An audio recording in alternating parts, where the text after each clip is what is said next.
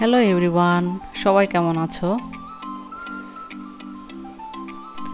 Dhanmondi lake Rabindra সরোবরে বিশাল এক আমের উৎসব চলছে।